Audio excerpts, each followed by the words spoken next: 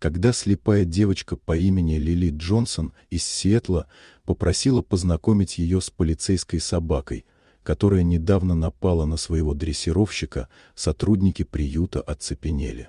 «Девочка, он опасен», — предупредила волонтер. Лили лишь улыбнулась и тихо ответила: «Ему просто нужен кто-то, кто не боится». Так Лили встретила Дюка, огромного немецкого овчарку, бывшего служебного пса полиции Лос-Анджелеса. Когда-то он был легендой К9-отряда, бесстрашный, умный, верный. Но после неудачного задания, в котором погиб его напарник-офицер, Дюк изменился.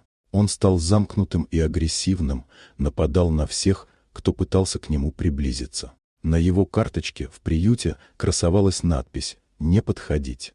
Каждое утро Дюк сидел в углу клетки, низко опустив голову. Добровольцы обходили его стороной, считая безнадежным, пока однажды в зал не вошла Лили, опираясь на трость. Ее мать хотела показать ей дружелюбных терапевтических собак, но девочку привлек низкий, глухой рык с конца коридора.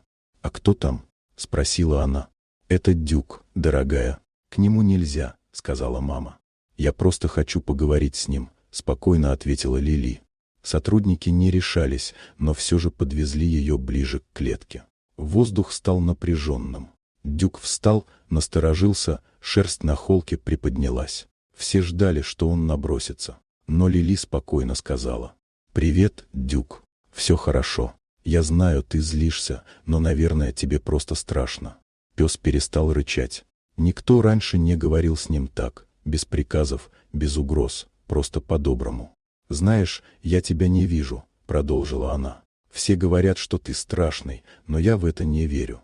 Дюк замер, потом медленно опустил голову. Лили протянула руку, пальцы дрожали, но она не отдернула их. «Все в порядке. Я не боюсь», — прошептала она.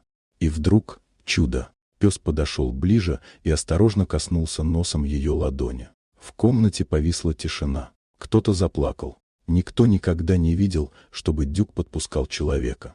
С того дня Лили приходила к нему каждый день. Она читала ему книги, пела, иногда просто сидела рядом.